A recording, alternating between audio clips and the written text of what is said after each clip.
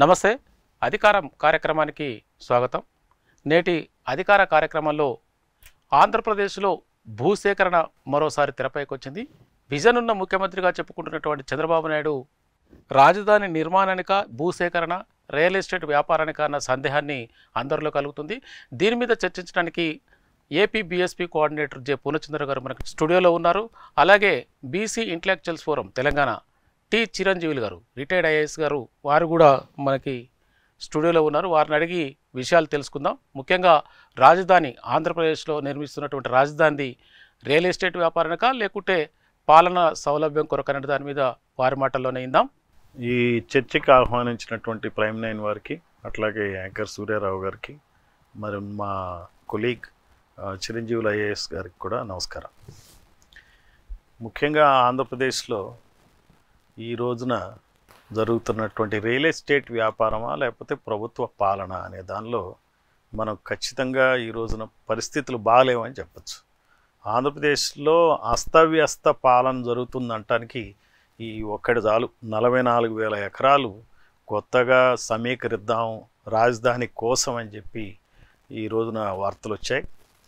44,000 ఎకరాలు ఈ అమరావతి చుట్టుపక్కల గ్రామాల్లోంచి పెదపరిమి కావచ్చు, మోతడకు కావచ్చు, నిడుముక్కలు కావచ్చు, కాజా కావచ్చు, తాడికొండ కావచ్చు, ఇంకా దాదాపుగా 12 గ్రామాల నుంచి 44,000 ఎకరాలు సేకరించాలని చెప్పి ప్రభుత్వం నిర్ణయించినట్టు అధికారులు కూడా ఈ గ్రామాలకు వెళ్ళటం, రైతుల యొక్క వాళ్ళ ఇష్టానికి ఇష్టం ఉందా లేదా అని తెలుసుకోవటం అనేది వార్తలు వచ్చినాయి. అంటే ఈ రకంగా ఇన్ఫర్మేషన్ కూడా ఒక ప్రముఖ పత్రికలో లీక్ చేయటం జరిగింది.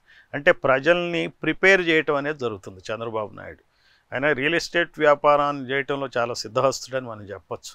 ఎందుకంటే హైదరాబాద్లో చూసాం ఏ రకంగా ఆయన ఈ హైదరాబాదు అభివృద్ధి పేరట ఎలాంటి రియల్ ఎస్టేట్ వ్యాపారం జరిగింది. మరి తెలంగాణలో ఉన్న గ్రామీణ ప్రాంతాల నుంచి అటు ఆదిలాబాద్ కానీ, ఇటు మంతని కానీ, మంచిర్యాల కానీ, వనపర్తి కానీ, ఇటువంటి గ్రామాల నుంచి ప్రజలు వచ్చి హైదరాబాద్లో నివసించలేని పరిస్థితులు ఏర్పడినాయి. గచ్చిపోలి బ్రహ్మాండమైన నగరం కావచ్చు, కానీ మరి ఒక కామన్ మ్యాన్ అక్కడ ఒక ప్లాట్ కొనుక్కోలేని పరిస్థితి, ఒక ఫ్లాట్ కొనుక్కోలేని పరిస్థితి. ఈ గ్రామీణ యువకులందరూ 15,000కి 2,000కే ఉద్యోగాలు చేయాల్సినటువంటి పరిస్థితి వచ్చింది. ఆయన డెవలప్మెంట్ మోడల్ వలన ధనికులు మరింత ధనికులయ్యారు హైదరాబాద్లో, పేదవాళ్ళు మరింత పేదవాళ్ళు అయ్యారు. అందుకనే ఆయన 2004 ఎలక్షన్స్లో రూరల్ ప్రాంతం అంతా, ఆంధ్రప్రదేశ్ తెలంగాణలో ఉన్న రూరల్ ప్రాంతం అంతా ఆయనకి వ్యతిరేకంగా ఓటేయటం జరిగింది. ఈ అర్బనైజేషన్ మోడల్ ఆయనకి ఏమిటో సంపద సృష్టి కర్తని నేను అని విపరీతమైనటువంటి ప్రచారం చేసుకుంటూ విపరీతంగా ఫీల్ అవటం అనేది జరుగుతుంది. క్షేత్రస్థాయిలో పాలన సరిగ్గా ఉండదు, అంతా పబ్లిసిటీ స్టంటే. ఈ రోజున స్వర్ణాంధ్రప్రదేశ్ 2047 అంటాం, కానీ లేకపోతే P4 అని చెప్పి పబ్లిక్ ప్రైవేట్ పీపుల్ పార్ట్నర్షిప్ అని చెప్పి ఏ కాంట్రాక్టర్లకి అయితే బడా కాంట్రాక్టులు ఎవరికైతే అప్పచెప్తారో వాళ్ళనే పేదవాళ్ళ కుటుంబాలని బంగారు కుటుంబాలు చేసేటువంటి కార్యక్రమం అప్పచెప్తున్నారు. అంటే తోడేళ్ల గుంపుకే మరి ఈ లేడీ పిల్లల్ని కాపాడండి అని అప్పచెప్పినట్టుగా ఉంటుంది. ఆ రకమైన పాలన, ధనికుల్ని మరింత ధనికులుగా చేసే పాలన, పేదవాళ్ళని మరింత పేదవాళ్ళు చేసే పాలన, అస్తవ్యస్త పాలన, గ్రామాల్లో ఏ రకమైన అభివృద్ధి కార్యక్రమాలు లేవు. మనకు ఆల్రెడీ అమరావతికి 53,000 ఎకరాల భూమి ఉంది. అందులో రాజధాని నగరి పరిధి మొత్తం అమరావతికి 53,000, ప్రభుత్వ భూములు 15,000 ఉన్నాయి, 34,000 ఆల్రెడీ సేకరించారు. దాదాపుగా 53-54,000 ఎకరాల భూమి అమరావతికి ఉంది. ఈ గత 2014 నుంచి ఇప్పటి వరకు అక్కడ అభివృద్ధే జరగల. 10 సంవత్సరాలు అట్లా భూములు అలానే ఉండిపోయినాయి. రైతులకి ఎకరానికి 30,000, 40,000 ప్రతి సంవత్సరం ఇవ్వటం అనేది జరిగింది. వాళ్ళకి ప్లాట్లు ఇచ్చారా, ఈ పేపర్ ప్లాట్లే. ఇంతవరకు అవి ఎక్కడా కూడా మార్క్ చేసి పెట్టలేదు. చంద్రబాబు నాయుడు ఇచ్చినాక జగన్మోహన్ రెడ్డి వచ్చి ఆ ప్రాంతం అంతా ఎస్సీలకి ప్లాట్లు ఇస్తానని చెప్పి రెచ్చగొట్టి రాజధాని విధ్వంసాన్ని ఆయన చేస్తే, ఈయన రాగానే ఇప్పుడు దాదాపు 1 సంవత్సరం అవుతుంది. మరి ఇంతవరకు ఏం జరిగినో తెలియదు, కానీ ఇప్పుడు నిన్న మొన్న చూసాం మనం 4,000 కోట్లకు పైగా రూపాయల టెండర్లని పిలవటం జరిగింది. ఐకానిక్ బిల్డింగ్స్, రాజధాని బిల్డింగ్స్ కట్టాలని ఓ పక్కన చెప్తూ 44,000 ఎకరాలని సేకరించడానికి పూనుకున్నారు. ఇప్పుడు పరిస్థితి ఏంటంటే అమరావతిలో ఉన్న రైతులు ఎవరైతే ల్యాండ్ ఇచ్చారో వాళ్ళ గజం 60,000 ఉందరా అనుకున్న దానికి ఇప్పుడు ఆ 40,000 30,000 పడిపోయిందని వాళ్ళు బాధపడటం, ఇక్కడున్న రైతులు ఏదో ఒక ఎకరం అమ్ముకునో జగన్ బాబు వెళ్ళిపోయాడు, చంద్రబాబు వచ్చాడు, మనం ఏదోటి మన ఆర్థిక పరిస్థితులు బాగు చేసుకోవచ్చు అని చెప్పి వాళ్ళు ఏదో ఎకరం అరెకరం అమ్ముకుని వాళ్ళకు ఉన్నటువంటి పిల్లల పెళ్ళిళ్ళలో మరి పిల్లల చదువుల కోసం ఖర్చు పెట్టే ప్రయత్నంలో వాళ్ళు ఉంటే ఇప్పుడు దాన్ని సేకరణ పేరుతో ల్యాండ్ పూలింగ్ పేరుతో ఆ ల్యాండ్ పూలింగ్ అనేది ఏదో ఒక అద్భుతమైన ప్రక్రియలాగా బిల్డప్ ఇస్తూ చేస్తాం అనేది చాలా అన్యాయమైన విషయం. ఇక్కడ ఉన్నటువంటి ఈ గ్రామాల్లో ఉన్న ప్రజలంతా ఏమైపోవాలి? వాళ్ళు ఇప్పటికిప్పుడే వాళ్ళు బతికేది కాందుసీకుల్లాగా బతుకుతున్నారు. ఎప్పుడు ఎక్కడ ఏం జరుగుతుందో ఎవరికి తెలియదు. ఆ అనిశ్చిత స్థితి కొనసాగుతుంది. మరి దీనికోసం 1,00,000 కోట్ల రూపాయలు అప్పు తేవటానికి కూడా ఆయన సిద్ధమైపోయాడు. ఆల్రెడీ 31,000 కోట్ల రూపాయల అప్పులు తీసుకొచ్చారు రాజధానిలో వివిధ కార్యక్రమాలు చేపట్టడానికి. తర్వాత ఈ 44,000 సేకరించి ఒక 69,000 కోట్ల రూపాయల అప్పులు తేవటానికి కూడా ఆయన తెరదించాడంటే 1,00,000 కోట్ల రూపాయల అప్పులు తేవటానికి ఇది ఏంటి రియల్ ఎస్టేట్ వ్యాపారంలాగా ఉంది. లోన్లు తేవటం, భూములు తీసుకోవటం, భూముల్ని తనఖా పెట్టడం, లోన్లు తేవటం, అక్కడ ఏదో ఒక అసెట్స్ క్రియేట్ చేసేదని చెప్తున్నాడు. ఏ రకమైన అసెట్స్ క్రియేట్ చేస్తారు? ఒక ఎయిర్పోర్ట్ కడతారట. టాటా వాళ్ళు అడిగారు 5-6 వేల ఎకరాలు ఇవ్వాలట. 5-6 వేల ఎకరాలు టాటాకి ఇవ్వాలంటే ఇంకో 5-6 వేల ఎకరాలు గవర్నమెంట్కి ప్లాట్ల రూపంలో ప్రజలకు ఇవ్వాల్సి ఉంటుంది. తర్వాత ఆ ఏరియాలో రోడ్లు వేయటానికి ఇంకొక 5-6 వేలు, అంటే 15,000 ఎకరాలు సేకరిస్తే కానీ 5,000 ఎకరాలు టాటాస్కి ఇవ్వలేని పరిస్థితి. ఇప్పుడు ఈ 5,000 ఎకరాల్లో ఇంటర్నేషనల్ ఎయిర్పోర్ట్ కడతారట. ఆల్రెడీ 2,700 ఎకరాల్లో భోగాపురంలో ఎయిర్పోర్ట్ ఉంది, అలానే గన్నవరంలో ఇంటర్నేషనల్ ఎయిర్పోర్ట్ ఉంది. ఇప్పుడు అక్కడ ఇంటర్నేషనల్ ఎయిర్పోర్ట్లో ఫ్లైట్లు దిగటానికి వెళ్ళటానికి కూడా పెద్దగా జనాలు కూడా లేరు గన్నవరంలో. అది కాకుండా సాధారణమైన ఎయిర్పోర్ట్లు రాజమండ్రి ఉంది, మరి వైజాగ్ ఎగ్జిస్టింగ్ ఎయిర్పోర్ట్ ఉంది, తిరుపతి ఉంది, మరి కడప ఉన్నాయి, కర్నూలు ఉన్నాయి, ఎన్నో ఎయిర్పోర్ట్లు ఉన్నాయి. జనాలకి ఉండటానికి ఇళ్ళు లేకపోతే వీళ్ళు ఎయిర్పోర్ట్లు కట్టడం ఏమిటో అర్థం కాని సమస్య ఇది. ప్రజలు చాలా తీవ్రమైన వ్యతిరేకతతో ఈరోజు ఉన్నారని చెప్పచ్చు. సరే, టాటా ఎయిర్పోర్ట్ల వరకు వస్తే 5,000 ఎకరాల్లో ఎయిర్పోర్ట్ రన్వేకి కావాల్సింది 750 ఎకరాలు మాత్రం. ఇక్కడ మనకు జిఎంఆర్ ఎయిర్పోర్ట్ ఉంది హైదరాబాద్లో. ఇప్పుడున్న టెర్మినల్స్ అన్నీ కూడా, రన్వేస్ అన్నీ కూడా, all buildings put together, even అన్ని టవర్స్తో కలిపి 750 ఎకరాలు మాత్రమే వినియోగంలో ఉంది. 42 మిలియన్ల ప్యాసింజర్ల సామర్థ్యం ఉంటే ఈ రోజున 28 మిలియన్ల ప్యాసింజర్లే వస్తున్నారు. అంటే ఇది జరగటానికి 28 మిలియన్ ప్యాసింజర్లు పెరగటానికి హైదరాబాద్లో 20 సంవత్సరాలు పట్టింది. 2008లో స్టార్ట్ అయితే ఎయిర్పోర్ట్ ఇప్పటికీ 28 మిలియన్సే ప్యాసింజర్స్ ఇక్కడ జిఎంఆర్ ఎయిర్పోర్ట్లో వచ్చేది. ఇంకా దాదాపుగా 10-12 మిలియన్ ప్యాసింజర్స్ వెళ్ళటానికి వీలుగా ఆ ఎయిర్పోర్ట్ పనికి వస్తుంది. అంటే ఇంకో 10 సంవత్సరాలు పడుతుంది. అంటే ఇప్పటికే 30 సంవత్సరాలు పడితేనే కానీ 750 ఎకరాల స్థలంలో ఎయిర్పోర్టు అది సరిపోవట్లే. మరి అక్కడ 5,000 ఎకరాలు ఎందుకు ఇవ్వాలి? ఈ 5,000 ఎకరాలు ఇస్తే 40 మిలియన్ల ప్యాసింజర్లు రావాలంటే కనీసం 100 సంవత్సరాలు పడుతుంది అమరావతిలో. ఇది ఎట్లున్నదో నాకు అర్థం కావట్లేదు. హైదరాబాదుతో పోల్చుకుని అమరావతి చేయాలనేది మీ సొంత కళల్లాగా ఉన్నాయి. మీకు ఏంటో ప్రాబ్లం ఉంది. ఈ రియల్ ఎస్టేట్ వ్యాపారం ఏదో ఒక పేరు చెప్పుకుని హైదరాబాద్ బూచి చూపించి మేము ఎక్కడ డెవలప్ చేస్తాం, మరి లేకపోతే డెలాయిట్ అంటారు, లేకపోతే సింగపూర్ అంటారు. ఇవన్నీ కూడా మీరు ప్రచారాలు చేసి ఇన్నాళ్ళు 4 దశాబ్దాలుగా మీ రాజకీయ జీవితం అంతా మోసం చేస్తూ వచ్చి ఈ రోజున 5,000 ఎకరాలు టాటాస్కి ఎయిర్పోర్ట్కి ఇవ్వటం అనేది చాలా అన్యాయమైన విషయం, అవసరం లేని పని. దానికోసం 15,000, 20,000 ఎకరాలు సేకరించడం. ఇవి కాకుండా స్పోర్ట్స్ సిటీకి, విద్యా సంస్థలకి, అసలు విద్యా సంస్థలకి ల్యాండ్ ఇస్తారట. యూనివర్సిటీల్లో ఉన్న ల్యాండ్ ఏమో తీసిపోతాయి ఈ ప్రభుత్వాలు, ఉన్న యూనివర్సిటీ ల్యాండ్స్ని. కొత్తగా వచ్చే వాళ్ళకి ల్యాండ్స్ ఇస్తామంటారు. మళ్ళీ అవన్నీ ప్రైవేట్ సంస్థలు, లక్షలు కోట్ల రూపాయలు వసూలు చేస్తాయి ఆ ప్రైవేట్ సంస్థలు. ఈ రోజున ఐఎస్బిలో ఆయనే ఏర్పాటు చేశాడు, హైదరాబాద్ ఐఎస్బిలో సీటు మన ఖర్చు ఒక్కొక్క క్యాండిడేట్కి 50 లక్షల రూపాయలు అండి. ఎక్కడి నుంచి ఈ పిల్లలు కడతారు 50 లక్షల రూపాయలు? ఆంధ్రప్రదేశ్లో ఉన్నటువంటి యువకులు. అంటే ఎవరి కోసం ఈ కాలేజీలు? ధనికుల కోసమే కాలేజీలు. ఈ ధనికుల బోర్డే ఉంటుంది, ఆ ఇండస్ట్రియలిస్టులే ఆ బోర్డులో డైరెక్టర్లు ఉంటారు. ఈ రకంగా ప్రజలకు, సామాన్యమైన ప్రజలకి, పేద ప్రజల సంగతి పట్టించుకోకుండా ఈ 44,000 ఎకరాలు సేకరించటం, మరి అక్కడ విపరీతమైనటువంటి గందరగోళానికి మరి చంద్రబాబు తెరతీశాడని చెప్పచ్చు. ఇది ఇక్కడ ఉన్నటువంటి అమరావతి, మరి ఔటర్ రింగ్ రోడ్డు, తర్వాత ఇంకొక రింగ్ రోడ్డు, ఈ రింగ్ రోడ్లు వేసుకుంటా పోతా ఉంటే అది అయ్యేటప్పటికి ఇదే మనం హైదరాబాద్ చూసుకుందాం. ఇక్కడ ఉన్న ఓఆర్ఆర్ ఉంది, ఇంటర్నల్ రింగ్ రోడ్ ఉంది. ఈ ఓఆర్ఆర్ స్టార్ట్ చేసే దాదాపుగా 20 సంవత్సరాలు అవుతుంది, అది పూర్తయ్యేటప్పటికి 20 సంవత్సరాలు అయినట్టుంది.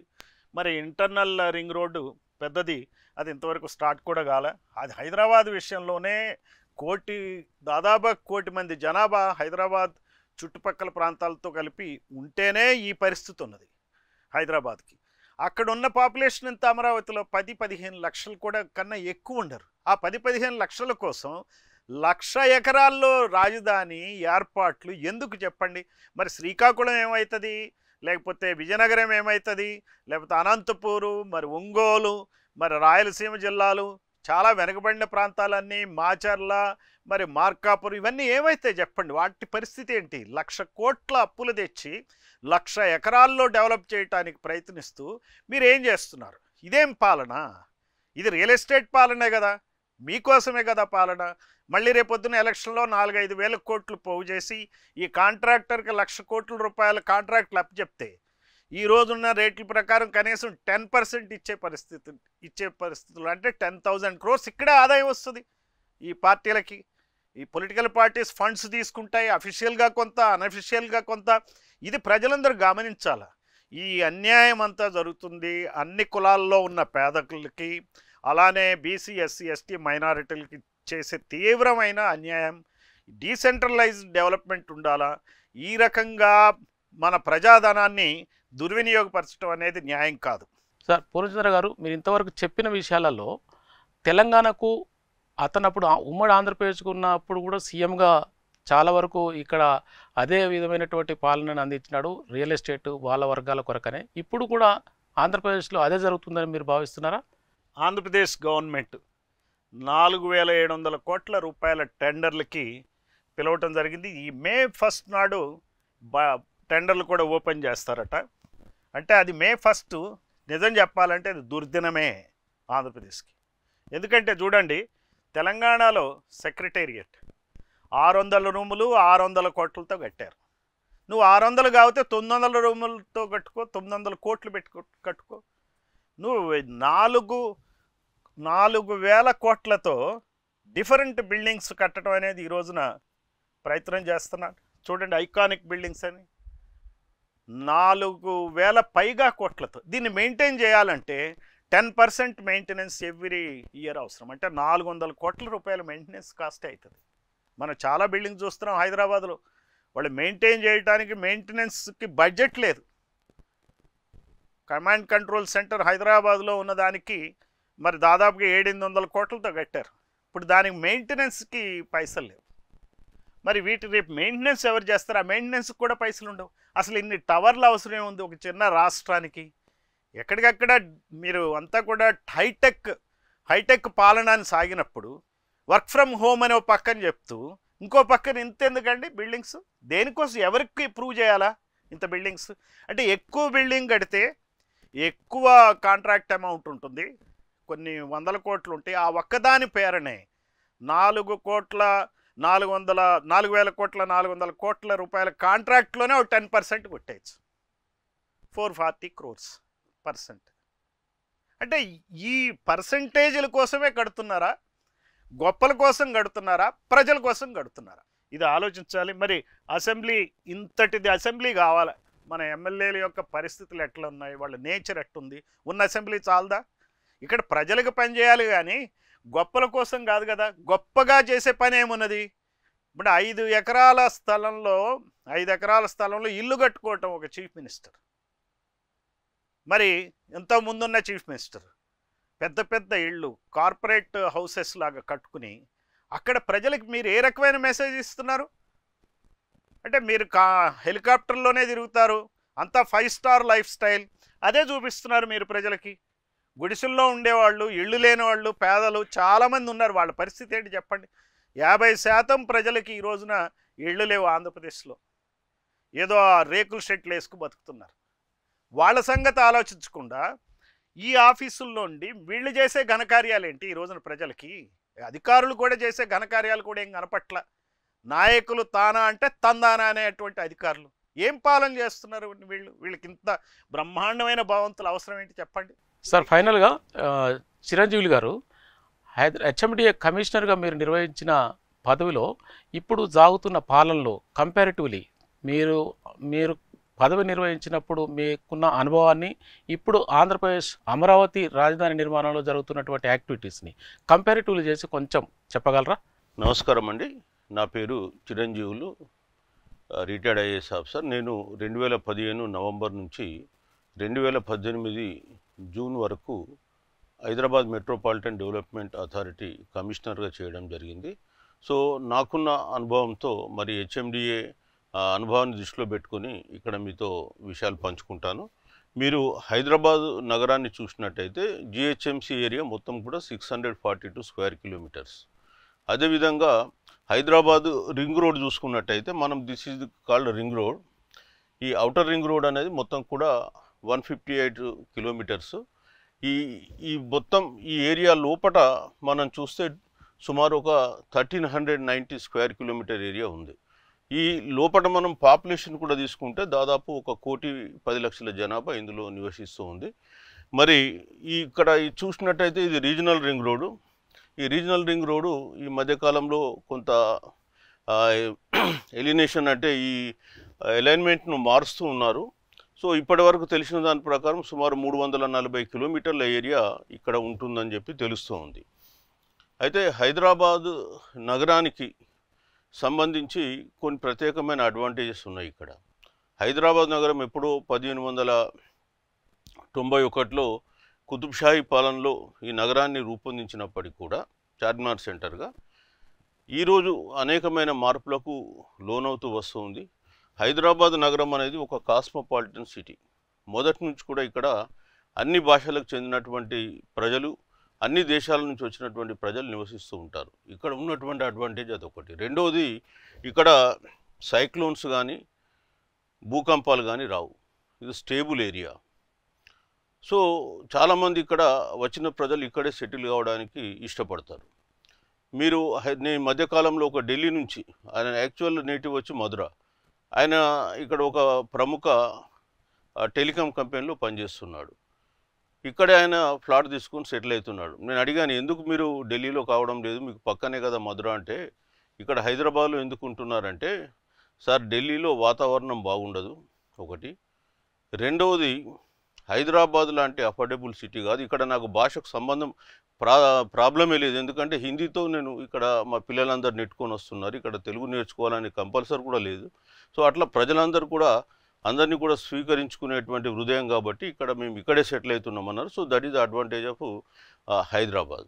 ఇకపోతే ఈరోజు అమరావతికి సంబంధించి మనం చూసినట్టయితే, ఇక వెళ్తే అమరావతికి సంబంధించి నిన్ననే నేను పేపర్లో చదవడం జరిగింది, అదనంగా 40,000 ఎకరాలు ల్యాండ్ పూలింగ్ ద్వారా సేకరిస్తున్నట్టు. ఆల్రెడీ ఈ అమరావతిలో ఆంధ్రప్రదేశ్ ప్రభుత్వం గతంలో 53,749 ఎకరాలు వీరు సేకరించేంత లక్ష్యంగా పెట్టుకున్నారు. అందులో దాదాపుగా 50,000 ఎకరాలు సేకరించడం కూడా జరిగింది. సో మనం ఒకవేళ ఈ 50,000కు ఈ 44,000 ఎకరాలు కూడా యాడ్ చేసుకుంటే 94,000 ఎకరాల ల్యాండ్ వస్తుంది. కొత్త రాజధాని నిర్మాణానికి ఎంత అవసరం అవుతుంది అనేటువంటి దాన్ని మనం లెక్కేసుకుంటే, సో అక్కడ ఉండేటువంటి ప్లానింగ్ను దృష్టిలో పెట్టుకొని వాళ్ళు తయారు చేసుకుంటారు. బట్ కొన్ని మన భారతదేశంలో జరిగిన ఎక్స్పెరిమెంట్స్ని ఇక్కడ చెప్తాను. అక్కడ అప్పుడు పంజాబ్ హర్యానా మధ్య క్యాపిటల్ సిటీ గురించి డిస్ప్యూట్ వచ్చినప్పుడు చండీగఢ్ నగరాన్ని నిర్మించినారు ఉమ్మడి క్యాపిటల్గా. అది మొత్తం 11,000 ఎకరాలు. అట్లనే ఛత్తీస్గఢ్ సంబంధించిన నూతన క్యాపిటల్ రాయ్పుర కట్టినప్పుడు 8,000 ఎకరాలు తీసుకోవడం జరిగింది. సో మరి ఇక్కడ గుజరాత్లో కూడా అహ్మదాబాద్ నుంచి గాంధీనగర్కు షిఫ్ట్ చేసినప్పుడు సో ఆ గాంధీనగర్ ఏరియాను వాళ్ళు దాదాపు 320 స్క్వేర్ కిలోమీటర్ నోటిఫై చేసినప్పుడు క్యాపిటల్ ఏరియా ఉన్నటువంటిది కూడా దాదాపు 3000 ఎకరాల కంటే ఎక్కువ లేదు. మిగతాదంతా కూడా రకరకాల యూజ్కు వాడుకున్నారు. సో ఇక్కడ ల్యాండ్ పూలింగ్ మోడల్గా సేకరించారు కాబట్టి ల్యాండ్ ఓనర్స్కి కూడా కొంత ల్యాండ్ ఇవ్వాల్సి ఉంటుంది, వాళ్ళ షేర్. కాబట్టి మనం సేకరించిన దాంట్లో ఒక 1/3 మనం వాడుకుంటాం, 2/3 రోడ్స్ ఇవన్నీ వెళ్ళడం తర్వాత ల్యాండ్ ఓనర్ షేర్ వెళ్తుంది. సో అది క్వైట్ సహజము. సో మరి ఇన్ని వేల ఎకరాలు ఏం చేస్తారు, ఎట్లా చేస్తారు అనేది ఆ రాష్ట్ర ప్రభుత్వం ఇష్టం. ఎందుకంటే ఎక్సెసివ్గా సేకరించినప్పుడు వచ్చే ప్రాబ్లమ్స్ దానికి ఉంటాయి. ఒకవైపు రిసోర్సెసే మా దగ్గర లేవు అనుకుంటూ మరి రిసోర్సెస్ను ఇంత పెద్ద ఏరియాకు ఇంకా అదనంగా సేకరించే ఏరియాకు కూడా ఎట్లా రిసోర్స్ మొబిలైజ్ చేస్తారనేది ఒక ప్రశ్న. రెండోది, మీకు రీజనల్ ఇంబ్యాలెన్సెస్ కూడా వస్తాయి. ఎందుకంటే క్యాపిటల్ సిటీ అంతా కూడా ఒక సెంట్రలైజ్డ్గా అయితే, హైదరాబాద్లో మీకు గతంలో చూశారు, హైదరాబాద్ మొత్తం సెంట్రలైజ్ చేయడంతో ఇవాళ ఆంధ్రప్రదేశ్ వేరైతే ప్రాబ్లమ్స్ ఎట్లా వచ్చినాయో మీకు తెలుసు.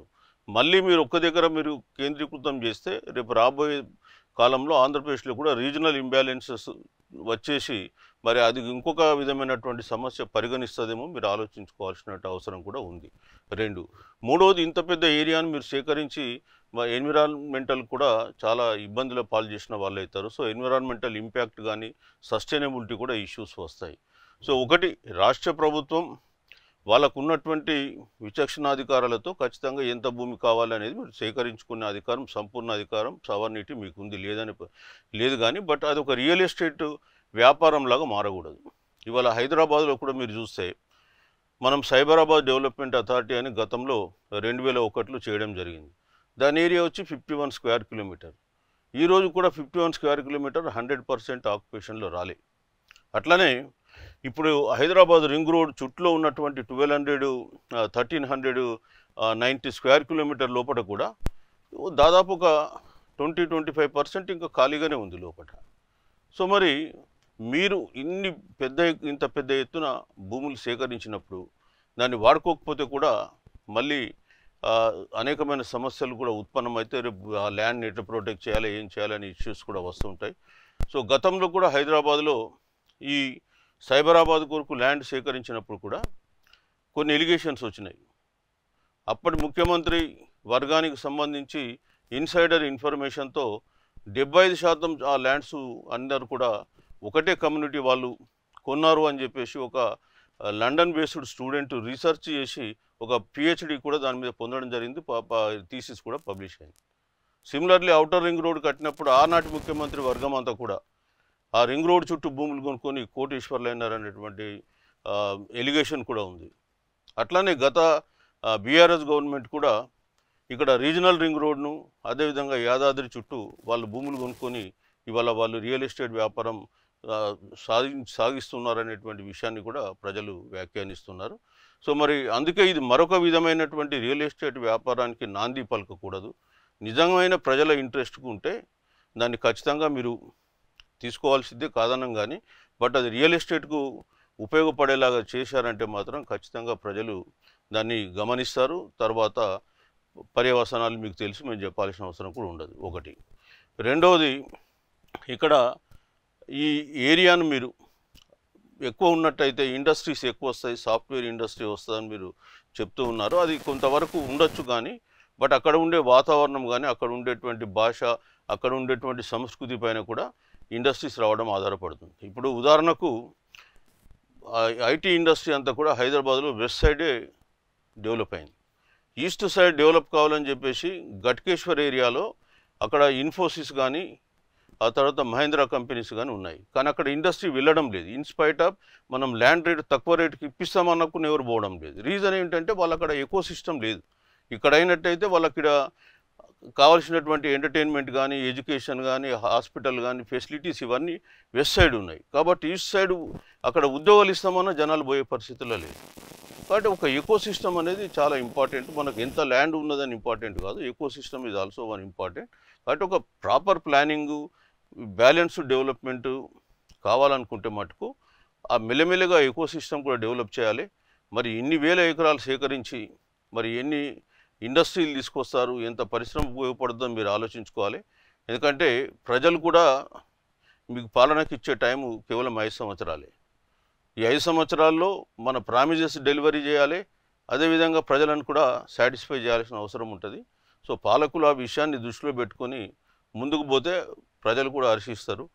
ఎటు కూడా మనకు అధికారం ఉందని చెప్పేసి ఇష్టమైనట్టుగా ల్యాండ్ సేకరిస్తాము ఏదో అని మనం భూతద్దంలో ప్లానింగ్ చేసి చూపిస్తే మరి ప్రజలు దాన్ని ఏ విధంగా స్వీకరిస్తారో కాలమే నిర్ణయిస్తుంది. సో ఆ విషయాన్ని కూడా మనం దృష్టిలో పెట్టుకోవాలని చెప్తున్నాను. ఇప్పుడు చిరంజీవులు గారు అన్నట్టు మన సైబరాబాద్ డెవలప్మెంట్ అథారిటీ ఆధ్వర్యంలో 50 స్క్వేర్ కిలోమీటర్లు అంటే 12,500 ఎకరాల ఏరియాలోనే ఈ సైబరాబాద్ ఏరియా డెవలప్మెంట్ అథారిటీ వచ్చింది. ఇప్పటికీ ఇంకా ల్యాండ్ ఇంకా ఖాళీగా ఉంది. అంటే అంత ఈజీ కాదు. దాదాపు 20-25 సంవత్సరాలు అయినప్పటికి కూడా 12,500 ఎకరాల్లో మరి మనం కంపెనీలు ఎస్టాబ్లిష్ చేయాలన్నా అంత తొందరగా అయ్యేది కాదు. భూముల రేట్లు పెరుగుతున్నాయి. ఇదే సైబరాబాదు ఆయన చంద్రబాబు నాయుడు ముఖ్యమంత్రిగా ఉన్నప్పుడు జరిగింది. ఇందాక చిరంజీవులు గారు చెప్పినట్టు ఒక రీసెర్చ్ స్కాలర్ చెప్పింది ఏంటంటే కమ్మ కులానికి చెందినటువంటి వ్యాపారవేత్తలు నాయకులు విపరీతమైన ధనికులు అయిపోయారు అక్కడ ల్యాండ్ ఎక్వైర్ చేసి. ఆయన ఇంకో మాట చెప్పారు, మరి ఓఆర్ఆర్ గురించి చెప్పారు. రాజశేఖర రెడ్డి హయాంలో ఓఆర్ఆర్ని ఎట్లా పడితే అట్లా తిప్పి రెడ్డి వ్యాపారస్తులు రెడ్డి నాయకులు కూడా కోటీశ్వర్లు అయిపోయారు. సరే మన ఈయన కేసీఆర్ అధికారంలోకి వచ్చినాక ఇంటర్నల్ రింగ్ రోడ్డు ఒకటి, తర్వాత యాదాద్రి డెవలప్మెంట్ అథారిటీ దీని కింద కూడా వచ్చి మూడో కులం ఇక్కడ పాలక కులం వెలమ నాయకులు వెలమ వ్యాపారవేత్తలు కూడా ధనికులు అయిపోయారు, విపరీతమైనటువంటి కోటీశ్వర్లు అయ్యారు. అంటే ఈ రకంగా ఈ నాయకులు చేసేది రియల్ ఎస్టేట్ వ్యాపారమే, పాలన కాదు అని చెప్పడానికి ఇంతకన్నా సరైన ఎగ్జాంపుల్స్ దొరకవు మనకి. అలాగే ఇక్కడ అమరావతి పేరును కూడా చంద్రబాబు నాయుడు చేసేది కూడా రియల్ ఎస్టేట్ వ్యాపారమే. ఆల్రెడీ ఫస్ట్ టర్మ్లో ఒక 33,000 ఎకరాలు సేకరించి గవర్నమెంట్ ల్యాండ్ 15,000 ఎకరాలు కలుపుకుని దాదాపుగా 54,000-55,000 ఎకరాలు పోగు చేసుకున్నాక ఈ టర్మ్లో 44,000 ఎకరాలు పోగు చేయడానికి ఆయన తెరదీశాడు. అంటే ఏంటి, వీళ్ళు పాలన చేస్తారా? మేనిఫెస్టోల ప్రకారం సూపర్ 6 దాన్ని అమలుపరిచే బదులు ల్యాండ్లు ఎట్లా ల్యాండ్ పూలింగ్ అనే ఒక చిన్న సంపద సృష్టి ప్రక్రియ బాగా అలవాటు అయినట్టుగా చూపించుకుంటూ అద్దెస్తాం ఇద్దేస్తాం అని చెప్పి ప్రజలకు చూపించి మరీ ల్యాండ్లు ఎక్వైర్ చేస్తున్నారు. అసలు అంత ల్యాండ్ అవసరం లేదు. సైబరాబాద్ కింద చెప్పినట్టుగా 12,500 ఎకరాల్లోనే నడిస్తేనే ఇంత డెవలప్మెంట్ కనపడుతుంది. అసలు జీహెచ్ఎంసీ ఏరియా మొత్తం అంటే ఈ హైదరాబాద్ మున్సిపల్ కార్పొరేషన్ ఏరియా ఈ ఎర్ర లైన్ లోపు ఉన్నది ఈ ఏరియా.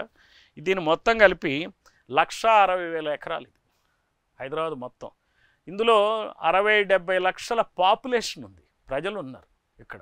60-70 లక్షల పాపులేషన్.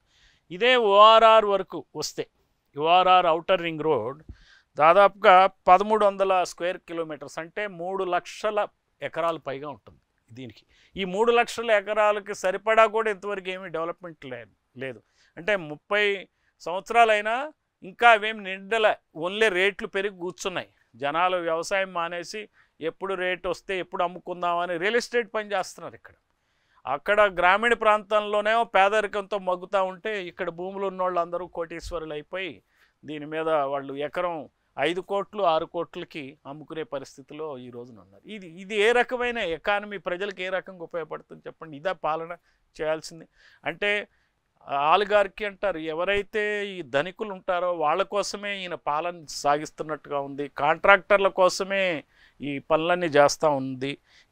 ఈ రకమైనటువంటి పాలనకి స్వస్తి చెప్పాలి. బహుజన్ సమాజ్ పార్టీ ఈ రోజున ఈ విషయాన్ని ప్రజల్లోకి తీసుకెళ్తుంది. మరి సమీకృతమైన అభివృద్ధి, అన్ని ప్రాంతాల అభివృద్ధి జరగాలంటే ఒకే చోట 1,00,000 ఎకరాలు పోగు చేసి ఇక్కడే అన్నీ తెచ్చిపెట్టి స్పోర్ట్స్ సిటీలని అవని ఇవన్నీ ఏర్పాటు చేసి ప్రజలను మభ్యపెట్టి పాలనని గాలి కొదిలేయద్దండి. ఖచ్చితంగా గ్రామాల వారీగా పేదవాళ్ళకి ఇళ్ళు కట్టించి పెట్టండి. ఈ రోజున సగానికి 50% అది పాపులేషన్కి సరైన ఇళ్ళు లేవు. మీరు కట్టడం మొదలు పెడితే 10 సంవత్సరాలు పడుతుంది. ఇప్పుడు గత పిఎం ఆవాస్ యోజన కింద అర్బన్ ఏరియాస్లో గత 3-4 సంవత్సరాల్లో కట్టిన ఇళ్ళు 1,50,000 ఇళ్ళే. మరి ఇంకా చాలా ఇళ్ళు కట్టాల్సిన అవసరం ఉంది. వాళ్ళ హౌసింగ్ దాని మీద దృష్టి పెట్టండి.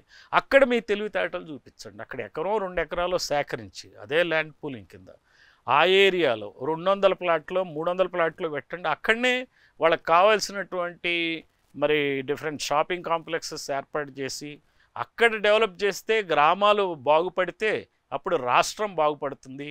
మీరు బాగుపడటానికే మీరు చేసే ఈ రియల్ ఎస్టేట్ వ్యాపారాలను మీరు ముగించాలా. ప్రజలకి ఈ విషయం చెప్తాం. బహుజన్ సమాజ్ పార్టీ ఆధ్వర్యంలో మరి బీసీ, ఎస్సీ, ఎస్టీ, మైనారిటీ ప్రజల్ని అలానే అగ్రవర్ణాల పేదలను కూడా వాళ్ళని సమీకరిస్తాం. బహిరంగ సభలు పెడతాం, ర్యాలీలు పెడతాం, ప్రజల్లోకి ఈ విషయం తెలియజెప్తాం. కాబట్టి మీరు వెంటనే 44,000 ఎకరాల సేకరణ కార్యక్రమాన్ని మీరు బంద్ పెట్టండి. బంద్ చేసి ఉన్న అమరావతిలో డెవలప్ చేయండి, చూపించండి. మీరు చేసే డెవలప్మెంట్ చూపించి వచ్చే ఎన్నికల్లో మేనిఫెస్టోలో పెట్టండి. 44,000 ఎకరాలు మేము సేకరిస్తాం, ఇక్కడ బాగా చేసాం, మేము సేకరిస్తామని చెప్పండి. ఏం కొంపలేం లేదు, మీదే కాదు ఈ ప్రభుత్వం.